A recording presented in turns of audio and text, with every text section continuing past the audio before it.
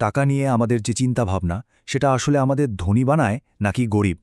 Robert কিওসাকির সেই বিখ্যাত বই রিচ ড্যাড পোর ড্যাডের একদম ভেতরের কথাগুলো নিয়েই আজকের এই আলোচনা। চলুন আমরা একসাথে দেখি এই বইটা কিভাবে ফিন্যান্সিয়াল ফ্রিডম বা আর্থিক স্বাধীনতা নিয়ে আমাদের পুরো ধারণাটাই বদলে দিতে পারে। আচ্ছা, তাহলে শুরুতেই বইটার একেবারে মূল জায়গায় চলে আসি। মানে এর প্রধান দ্বন্দ্বটা কি?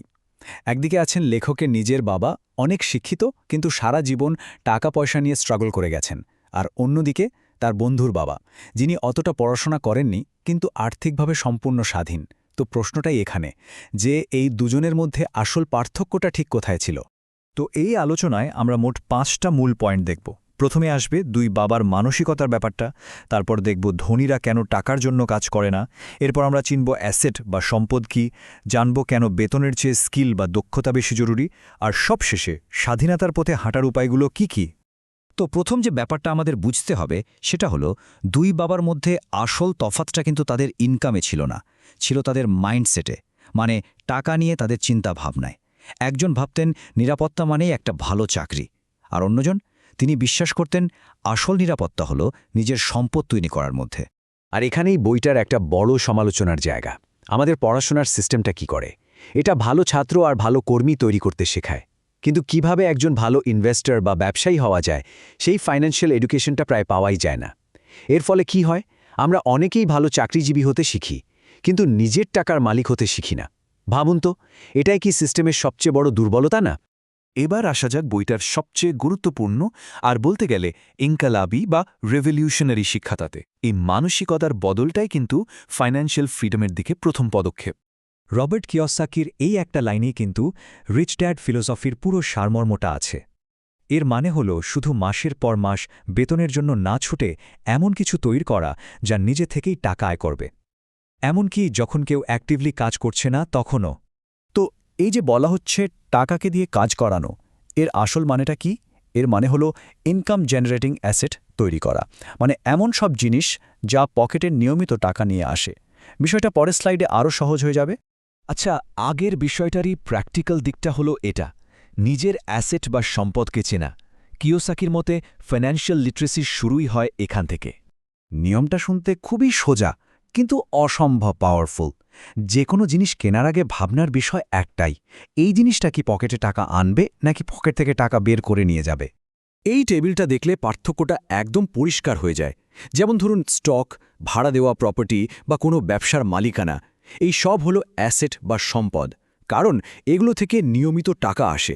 আর অন্যদিকে গাড়ির লোন, বাড়ির বড় মর্টগেজ বা ক্রেডিট কার্ডের দেনা, এগুলো হলো লায়াবিলিটি বা দায়, কারণ এগুলো পকেট থেকে ক্রমাগত টাকা বের করে নেয়। এবার আমরা এমন একটা ধাপে যাচ্ছি যা আমাদের প্রচলিত চিন্তাকে বেশ বড় একটা ধাক্কা দেয়। এখানে বলা হচ্ছে শুধু মাইনে কত সেটা দেখে চাকরি বেছে নেওয়াটা একটা বড় ভুল হতে পারে। প্রশ্নটা হলো, দীর্ঘমেয়াদে কোন জিনিসটা বেশি দামি?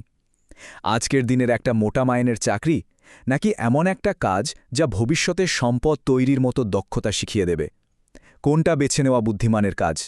বইটাতে ঠিক এই স্কিলগুলোর উপরেই জোর দেওয়া হয়েছে: সেলস, মার্কেটিং, লিডারশিপ, কমিউনিকেশন আর ইনভেস্টিং।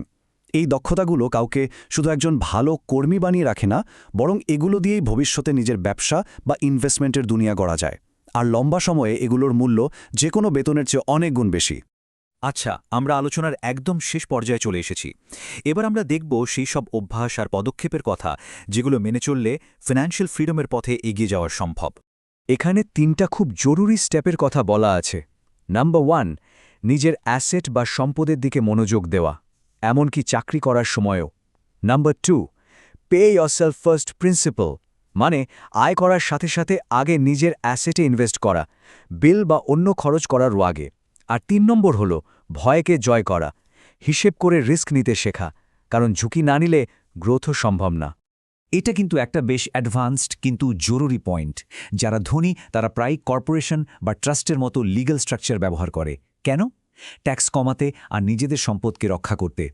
আসলে ফাইন্যান্সিয়াল লিটারেসির একটা বড় অংশই হলো এই খেলার নিয়মগুলো জানা এবং সেগুলোকে ঠিকভাবে কাজে লাগানো। আর এই পুরো ফিলসফির শেষ লক্ষ্যটা কি? সেটা হলো প্যাসিভ ইনকাম, মানে এমন একটা সিস্টেম তৈরি করা যেখানে অ্যাসেটগুলোই তার মালিকের জন্য এত টাকা আয় করছে যে তাকে আর রোজ রোজ কাজের জন্য দৌড়াতে হচ্ছে না, ঘুমিয়ে থাকলেও টাকা আসছে। এটাই তো আসল ফাইন্যান্সিয়াল ফ্রিডম।